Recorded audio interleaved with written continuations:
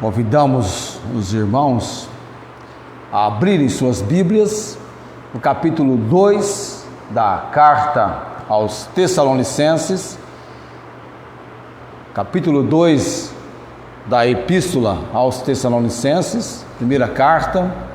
Nós estamos desenvolvendo em cada culto no domingo à noite o estudo desta epístola, dessa carta escrita pelo apóstolo Paulo e que foi enviada para a igreja em Tessalônica, a igreja que ele havia estabelecido quando, atendendo ao clamor do varão da Macedônia, Paulo se dirigiu para pregar o evangelho nessa região da Macedônia. Na Europa, ele estava na Ásia Menor, lá em Troade, Deus interveio, pois ele tinha sido impedido pelo Espírito Santo de continuar pregando na Ásia Menor, e Deus o levou para pregar na região da Macedônia, exatamente na cidade que era a capital da Macedônia naquela época, a cidade de Tessalônica, uma cidade que tinha na época em torno de 200 mil habitantes, uma cidade considerada de um porte grande já para aquela época. Abriram lá, capítulo 2? Eu vou hoje remindo o máximo que eu posso o tempo. Daqui a pouquinho nós teremos a celebração da ceia do Senhor, e eu quero então remir e usar o máximo possível o tempo que nós temos. Ninguém vai marcar os meus textos hoje, não? Não está funcionando ali? Que pena, né? Então, marca alguém pelo celular se puder, tá ok? Para que tenhamos aquela consciência que ainda existe algum vigor de pelo menos 5 minutos para colocarmos em pé. 5 minutos é o tempo de ler o texto e orarmos, não passa de 5 minutos. Aí a gente fala 5 minutos, o pessoal já se anima. O que é 5 minutos para você? É um tempo muito rápido, é o 5 vezes 6. Aí você faz a conta dos segundos. 1 Tessalonicenses capítulo 2, uma bênção de Deus eu chegar no capítulo 2, do versículo 1 a 6, tá? Finalmente, fomos transportados do capítulo 1 para o capítulo 2. Já a segunda mensagem no capítulo 2, hoje à noite. Ministério de Paulo em Tessalônica, que está escrito, né, aquele subtítulo, ou título que não é inspirado. Porque vós mesmos, irmãos, bem sabeis que a nossa entrada para convosco não foi vã, mas, mesmo depois de termos antes padecido e sido agravados em Filipos, como sabeis, tornamo-nos ousados em nosso Deus, para vos falar o Evangelho de Deus com grande combate, porque a nossa exortação não foi com engano, nem com imundícia, nem com fraudulência, mas como fomos aprovado de Deus para que o Evangelho nos fosse confiado, assim falamos, não como para agradar aos homens, mas a Deus que prova os nossos corações. Porque, como bem sabeis, nunca usamos de palavras lisonjeiras, bajulação, nem houve um pretexto de avareza, cobiça. Deus é testemunha, e não buscamos glória dos homens, nem de vós, nem de outros, ainda que podíamos, como apóstolos de Cristo, ser-vos pesado. Deus abençoe a leitura da sua palavra aos nossos corações. Oremos nesse momento, nos entregando à direção de Deus para o tempo da preleção, da pregação, do ensino da palavra dele hoje à noite. Graças te damos, Deus, Senhor Altíssimo, Ó Deus, temos hoje, na devoção da palavra, algo que vai destacar para nós uma importância tal, uma consideração muito atinente àquilo que nós devemos ter em mente, em ensino, em compreensão a respeito da palavra do Senhor, das Escrituras, das sagradas letras, deste livro do Senhor Deus, que nós, no dia a dia da nossa vida, somos desafiados a lê-lo, estudá-lo, memorizá-lo, meditar, praticá-lo. Deus dá-nos o entendimento que precisamos e que a palavra seja clara, cristalina, precisa para os nossos corações, para as nossas vidas. Fala conosco, ó Deus, que eu seja apenas instrumento. Capacita-me, ó Pai bendito. Oro também neste momento por dois nomes que eu quero mencionar em oração perante o altar do Senhor para a obra de conversão. O Antônio André Kovacevic, eu acrescento filho, porque é do filho que eu estou orando, e também do Jefferson Joel de Carvalho Júnior, dois velhos conhecidos meus. Ó Deus, eu creio na obra de convicção realizada pelo Espírito Santo enquanto a palavra é pregada. Assim oramos, clamando no nome de Jesus. Amém. Assentai-vos. Eu acho que fomos em 5, não é? Ainda bem que ninguém ficou preocupado em marcar se realmente faríamos esse tempo em 5 minutos. Semana passada eu introduzi com você o capítulo 2 da carta de Paulo aos Tessalonicenses. No capítulo 1, o apóstolo Paulo se ocupou no endereçamento da epístola, o prefácio. Quem com ele estava no ministério, foi o ministério colegiado em Tessalônica, Paulo, Silas e Timóteo, parecendo aquele trio de cantores que fizeram fama nos anos passados. Como é que era o nome dos cantores? Trio? Só a minha irmã Fátima que sabe o nome daquele trio. É da época dela. Percebeu, irmã Rosângela? Da época dela. A irmã Inês também lembra, né? Vai marcar, eu lembro, trio Parada Dura. Mas o trio Parada Dura tiveram problemas, não é? Acidentes, e enfim, eles eram do outro departamento. Estes aqui é o trio de homens na missão de Deus, na capacidade de Deus, avante sempre foram. Amém? Realizaram uma importante obra que Deus nos levou a realizar em Tessalônica. Muito apropriado quando Paulo, lá no retorno para receber informações, enviou quem com ele estava naquele momento do campo de evangelismo, que foi Timóteo. Os tessalonicenses já conheciam Timóteo. Foi uma alegria para eles receber Timóteo. E aí o capítulo 1, Paulo apresentou para nós o perfil da igreja dos Tessalonicenses. Enche os nossos olhos, não é? De desejo de sermos como aquela igreja. Operosidade da fé, trabalho do amor, paciência da esperança, uma igreja padrão, modelo, não é? Uma igreja missionária, que espalhou a sua fé na região e além da região onde eles estavam. De vez em quando eu ouço, não é?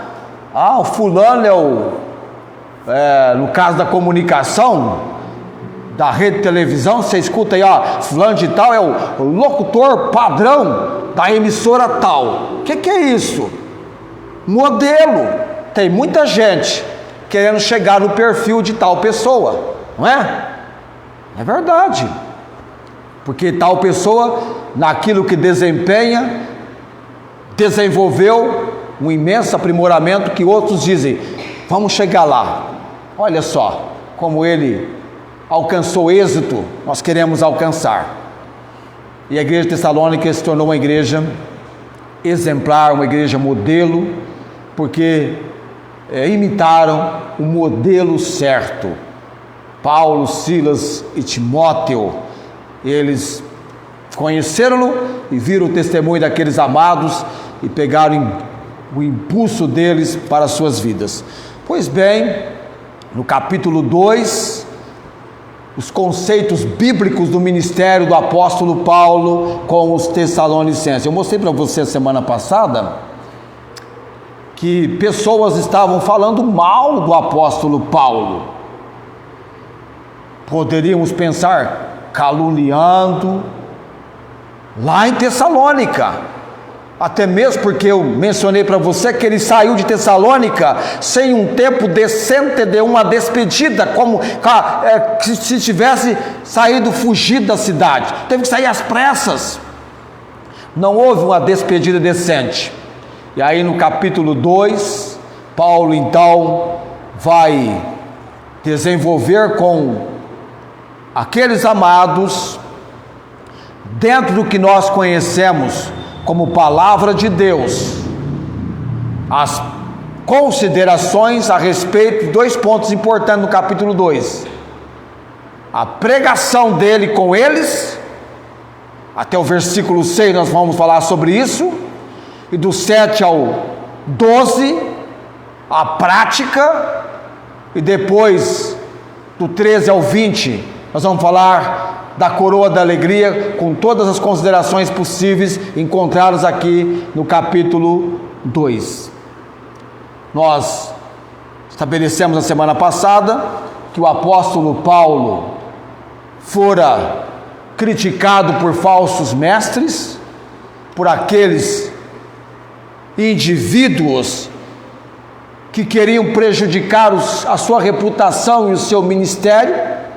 Ele e os seus companheiros foram acusados de astúcia e motivos egoístas em seu ministério. E Paulo, evidentemente, defendeu-se contra a crítica injusta por causa do Evangelho. Ele destaca muito bem aqui no capítulo 2 que ele, com eles, apresentou-lhes, pregou-lhes, falou-lhes o Evangelho de Deus com grande combate. Era o Evangelho de Deus. Paulo pregava o Evangelho de Deus. Não era uma mensagem humana, uma invenção da sua própria imaginação, mas era algo que vinha de Deus e o glorificava.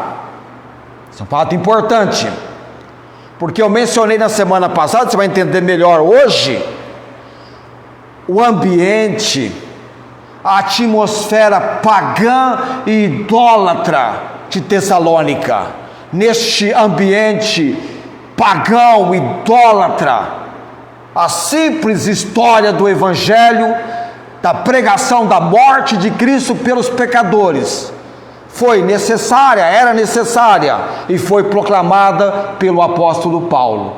E Paulo vai destacar aqui no versículo 1, que houve resultados espirituais definidos que acompanharam a pregação dele. A nossa entrada para convosco não foi vã. Eu gosto disso. Não foi vã.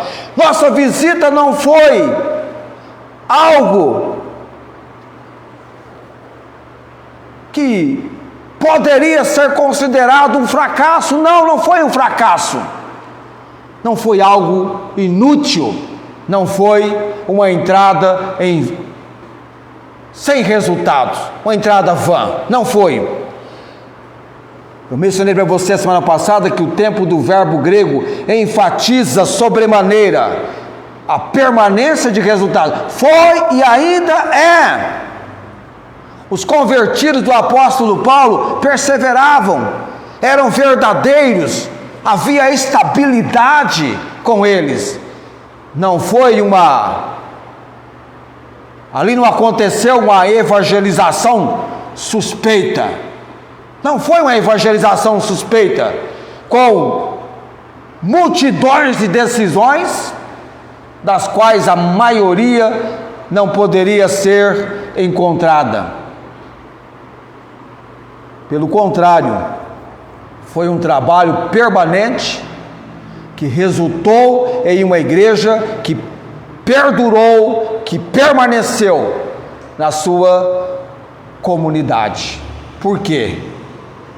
O destaque do primeiro item que eu mencionei para você a semana passada, da mensagem do Evangelho, pregação de uma mensagem evangelística.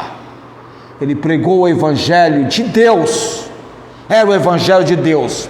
Quando eu e você tomamos em nossas mãos este livro do Senhor Deus, aqui há uma mensagem da palavra de Deus, no tocante ao Evangelho, é uma mensagem evangelística, a respeito da morte, sepultamento e ressurreição do Senhor Jesus Cristo. Toda vez que eu e você nos entregamos em favor de pregarmos o Evangelho, vamos pregar a respeito de Cristo, no que diz respeito, no que se refere, no que se abrange a respeito da morte, sepultamento e ressurreição dele.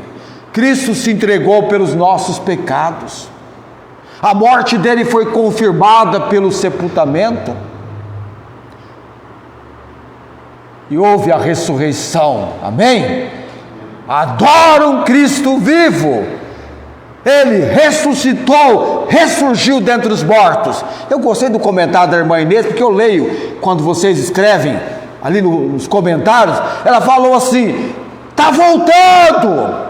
Eu pensei, poxa vida, se eu tivesse lido, na distância que eu estou, eu não consigo ler o que alguém escreve.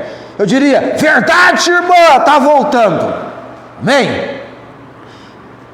Mensagem evangelística de um Cristo vivo, que por sinal é o Cristo do eu estou convosco todos os dias, até a consumação do século. Mas deixe-me agora entrar numa outra colocação da pregação de Paulo, que essa aqui então é para que nós tenhamos hoje à noite ainda a mais do que nós temos tido, aquela apreciação, aquele esmero, aquela consideração nobre pelo que é a palavra de Deus, porque Paulo vai colocar muito bem agora nesse segundo ponto do que foi a pregação dele em Tessalônica, aquilo que exatamente diz respeito a um princípio estabelecido por Deus do que é a palavra dele, amém?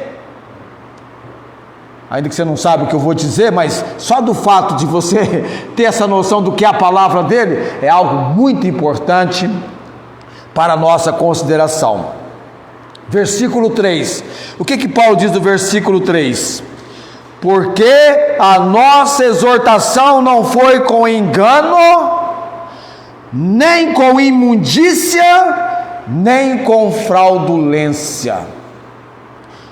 Eu passei a semana tão envolvido com o estudo dessa epístola, e principalmente esse versículo 3, que eu cheguei até a sonhar que eu estava em Tessalônica, diante de toda a situação que eu vou descrever para você hoje à noite. Eu estava lá no meio da situação. Não cheguei no sonho, a encontrar-me com o apóstolo Paulo, mas ando até sonhando, né? Aquilo que você fica envolvido. Paulo diz que a exortação, a palavra que ele levou para os tessalonicenses, não foi com engano, nem com imundícia, e nem com fraudulência. O que Paulo está posicionando para nós aqui, irmãos? Aqui está o desafio do apóstolo Paulo. Esse versículo aqui é o desafio do apóstolo Paulo. Ele está desafiando aqueles que haviam declarado que ele empregava métodos desleais no seu ministério. Paulo escreveu, porque a nossa exortação não foi com engano, nem com imundícia, nem com fraudulência. Vamos pensar um pouquinho na palavra engano. Iludir ou prejudicar de forma intencional. Iludir ou prejudicar de forma intencional. É aquela forma de manipulação praticada por alguém que busca iludir ou prejudicar de forma intencional. Aquilo que é realizado com o intuito, com o propósito de enganar ou ludibriar alguém. Então Paulo diz: a nossa exortação não foi com engano, não tinha o propósito de iludir, de prejudicar intencionalmente ninguém. Não foi uma forma manipuladora buscando isso. O engano. Infelizmente, nós vivemos num mundo repleto deste fato. Pessoas sendo enganadas. E o engano tem este aspecto. É algo intencional. Iludir ou prejudicar. Tem o intuito, tem o propósito. Paulo dizendo assim: a nossa exortação não foi a vós com engano. E quando ele diz isso, é porque muito bem Paulo sabia que outros, os falsos mestres, os falsos líderes, praticavam isso. Eu falei que Paulo até hoje ele é perseguido, não é verdade? Eu falei para você semana passada. E o que Paulo escreveu aqui, que não foi com engano, no setor chamado setor religioso, há tanto engano. Pessoas entregues a iludir ou prejudicar pessoas de forma intencional. Paulo diz também que a exortação não foi com imundícia, algo sujo, algo impuro, algo contaminado, biblicamente falando, diz respeito às coisas materiais e espirituais que são consideradas, têm características impuras ou pecaminosas. Não foi com imundícia. Daqui a pouquinho nós vamos entender por que não foi com engano, por que não foi com imundícia, mas também não foi com fraudulência, aquele comportamento desonesto e ardiloso, com a intenção de ludibriar, enganar, deixar de cumprir uma tarefa ou uma obrigação, hora determinada. A fraudulência. Há uma outra versão que usa dolo, e aí eu lembro, agir de má fé com a intenção de prejudicar. Dolo acontece muito na parte criminal, né? Quando a pessoa pratica um crime, é doloso ou é culposo? Melhor que seja culposo, né? Culposo é sem intenção, o doloso sempre é com a intenção. Ela tem a intenção de prejudicar, o doloso, o culposo não. Então Paulo destaca muito bem para eles que a exortação não foi com engano, nem com imundícia, nem com fraudulência. Ou seja, em outras palavras, Paulo estava sustentando que a pregação dele, que a mensagem apresentada por ele, era verdadeira, pura e honesta. Na verdade, segundo ponto para nós aqui, na defesa de Paulo, com a pregação com os Tessalonicenses, diz respeito a uma mensagem pura. A lei de evangelística foi uma mensagem pura. E por que foi uma mensagem pura? Aguenta aí que eu já vou falar para você. Deixa eu dizer algo para você aqui em destaque. Os falsos mestres e pregadores dos dias de Paulo, do tempo de Paulo, com respeito ao apóstolo Paulo, eles estavam grandemente errados, não há sobra de dúvidas. Agora, pense comigo aqui o seguinte: estes mesmos mestres e falsos pregadores, muitas vezes tinham em mente motivos egoístas, usando de astúcia, alguma coisa no terreno do oculto, né? Os motivos ocultos e egoístas, para conseguir a finalidade daquilo que eles queriam.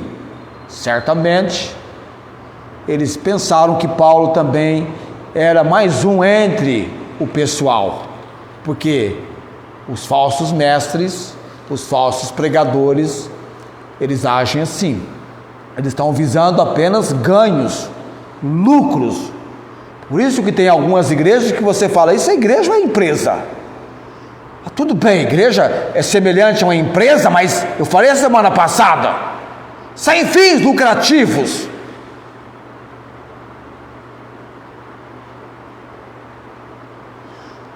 O Espírito Santo, ele é o responsável para conduzir a obra da igreja de Cristo. O pastor, a liderança, os líderes, tem que estar debaixo da obra do Espírito Santo, como Paulo estava. É lindo quando Paulo diz assim, sabendo, para os Tessalonicenses, no capítulo 1, sabendo, amados, que a vossa eleição, escolha, é de Deus, veio de Deus. Paulo foi apenas um instrumento usado por Deus, não é, Ernesto? Para chegar lá em Tessalônica. E olha que foi com grande combate, trabalho difícil, que exigiu disposição, intrepidez, coragem, entrega da vida em favor daqueles que desprovidos estavam de ouvir das boas novas do Evangelho, e Paulo era o instrumento naquele, vai Ananias, porque este é para mim o vaso escolhido. A obra é de Deus. Os falsos pregadores, os falsos mestres. Paulo não era assim. E sabe por que a mensagem que Paulo pregou lá foi uma mensagem pura? Eu vou falar para você já porque foi uma mensagem pura. Mas deixe-me colocar para você algo muito importante da compreensão, que vai ajudar você a perceber a importância, porque foi pura, e a importância disso sempre na nossa vida como homens e mulheres de Deus. No mundo do primeiro século em que Paulo viveu, pasme ou não, havia muitas religiões concorrentes e muitos ministros dessas religiões, tão somente motivados pela ganância e por ganho. Então, de um lado você tem um número tal de religiões concorrentes e os seus ministros. Na cidade de Tessalônica havia uma variedade impressionante de religiões e profissionais religiosos.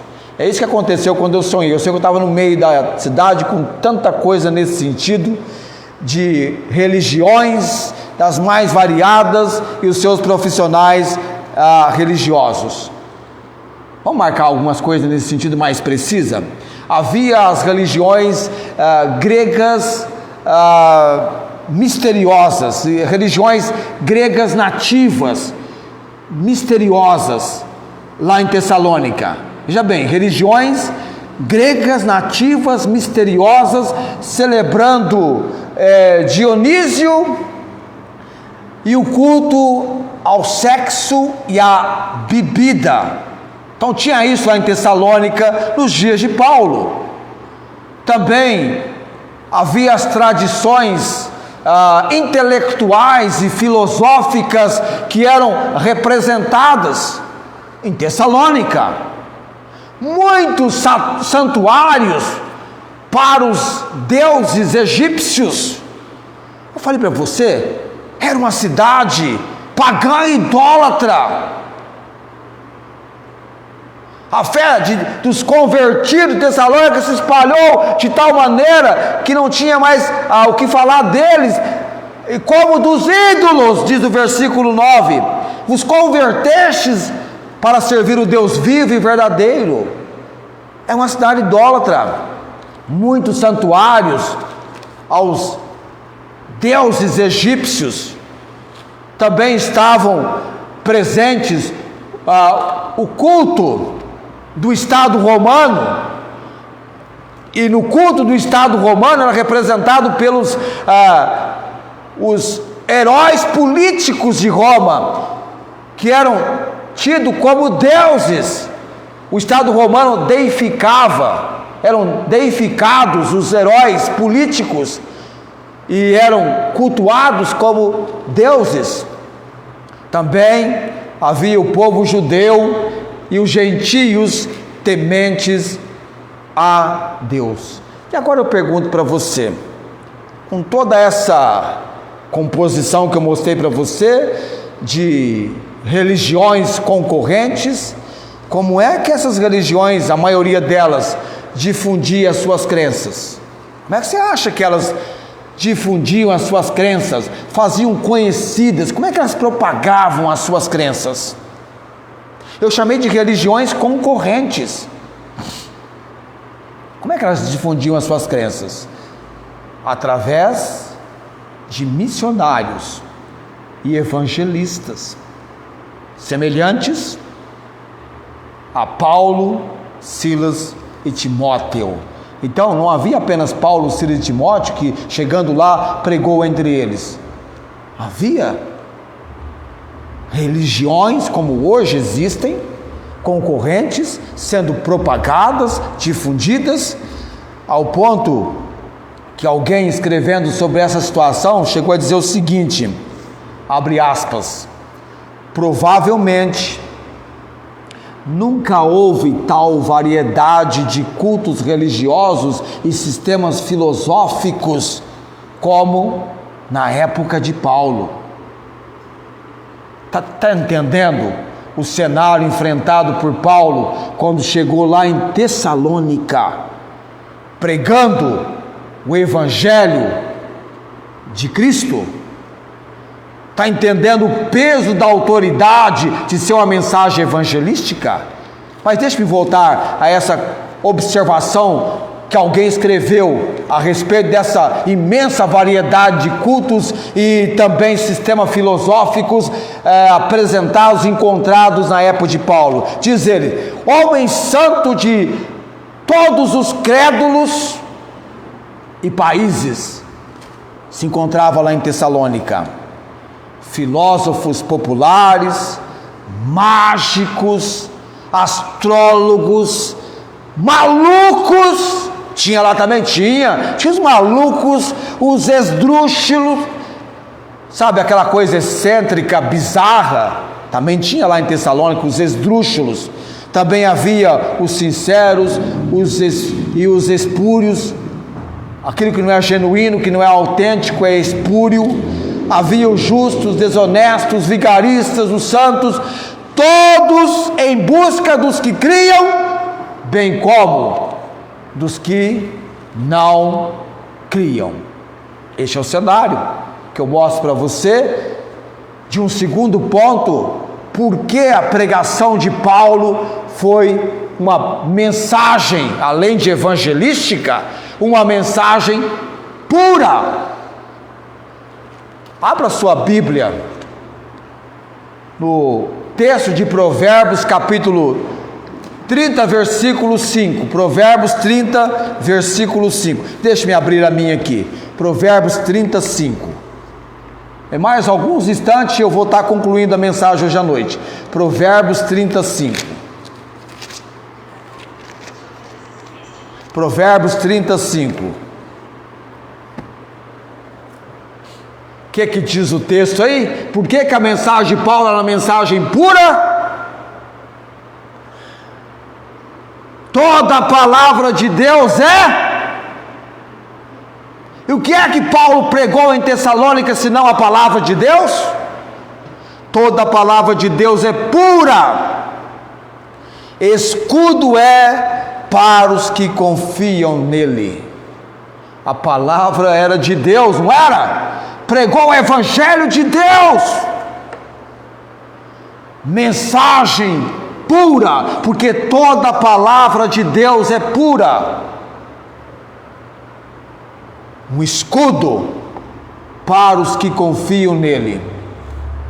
Então, este livro aqui, com mais estima, esmero e apreço, não é qualquer livro. Eu tenho muitos livros em casa, nenhum deles é semelhante a este livro do Senhor Deus, a Bíblia, a palavra. Por diversas vezes saio de casa, nosso vizinho que ainda não tomou a decisão para Cristo, está no meio religioso que não prega a verdade, ele estava lendo a Bíblia. Que bom que ele está lendo a Bíblia. É a palavra pura do Deus bendito. Não há imundícia, impureza. Uma outra versão vai falar de impureza. É pura. Quer ver só? Olha o desejo do salmista no Salmo 119. O que é que o salmista tinha como muito amor? Por que o salmista muito amava a palavra de Deus? Salmo 119, versículo 140. Olha a razão, o motivo descrito pelo salmista que destacava o seu amor pela palavra de Deus. Opa, deixa eu achar aqui. Tá.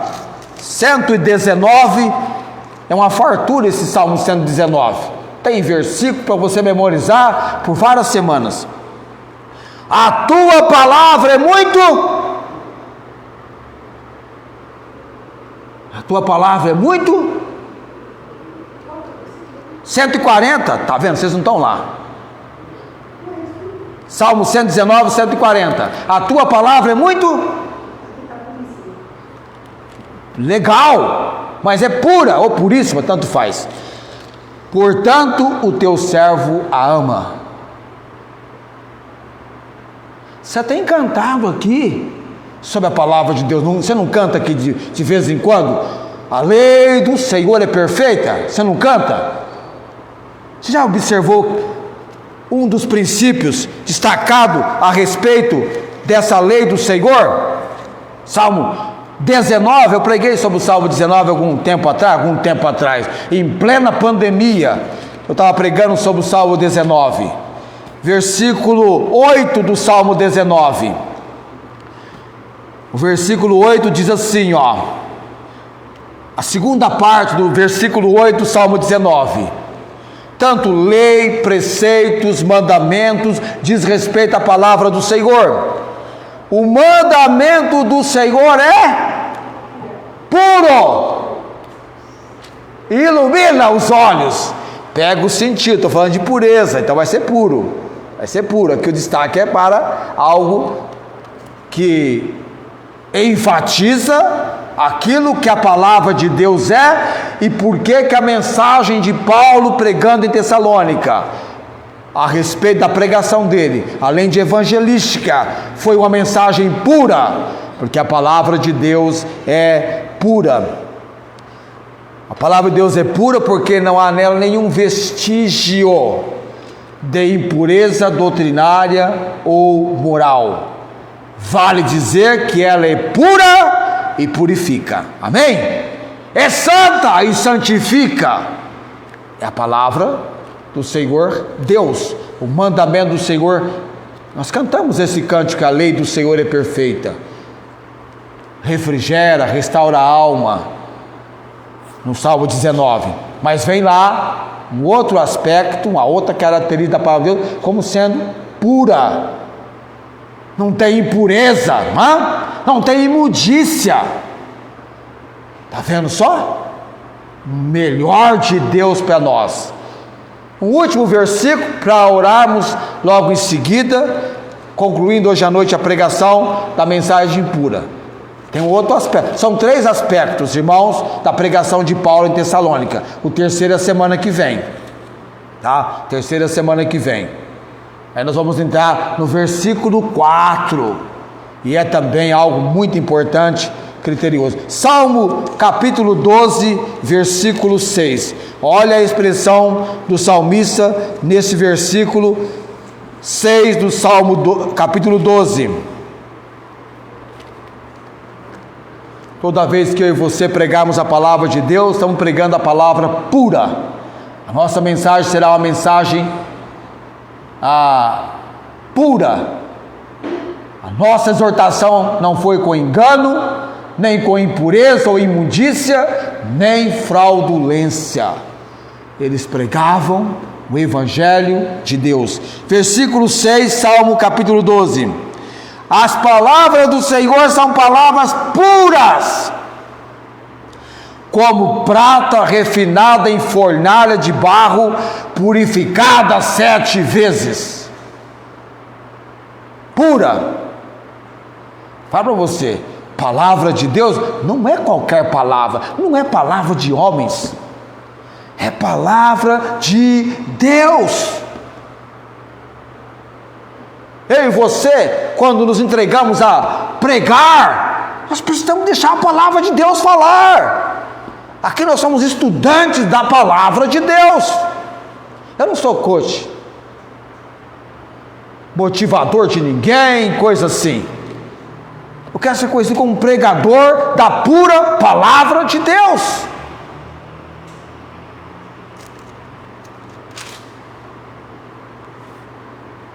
É uma bênção Deus derramar a sua graça sobre nós, fazendo de nós estudantes da sua palavra.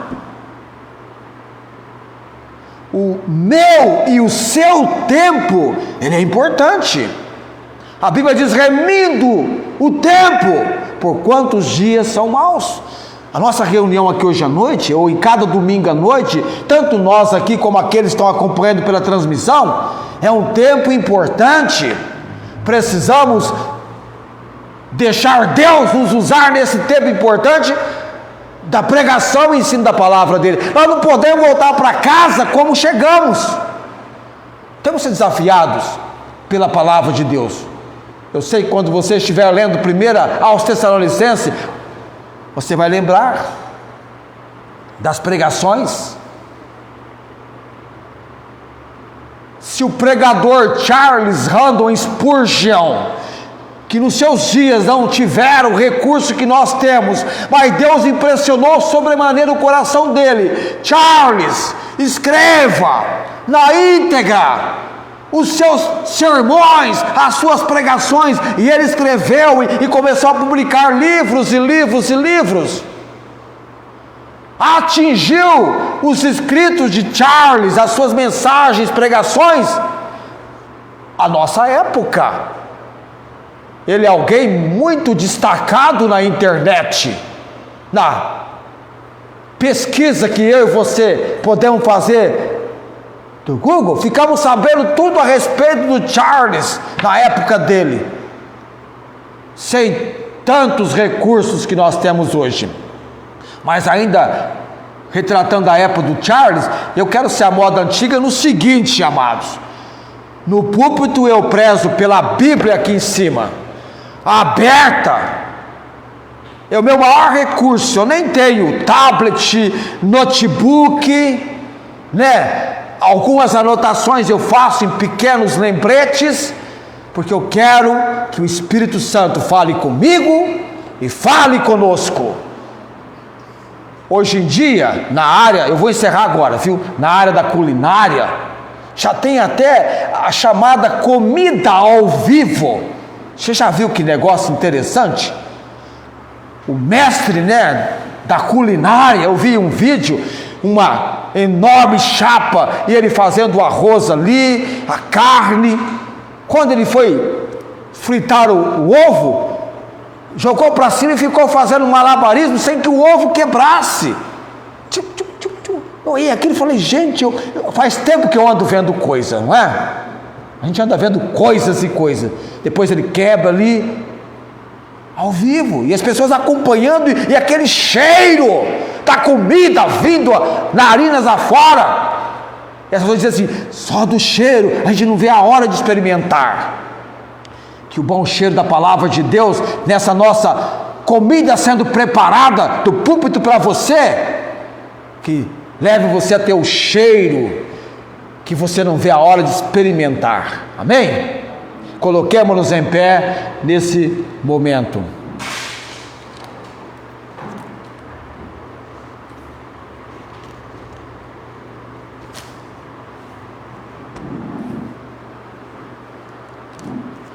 Algumas pessoas podem achar que eu falo até um pouco alto demais, né? Eu sou censurado pelos professores de oratória do Senac, eu tenho certeza disso.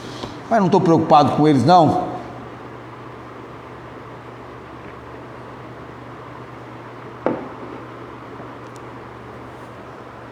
Vamos orar nesse momento.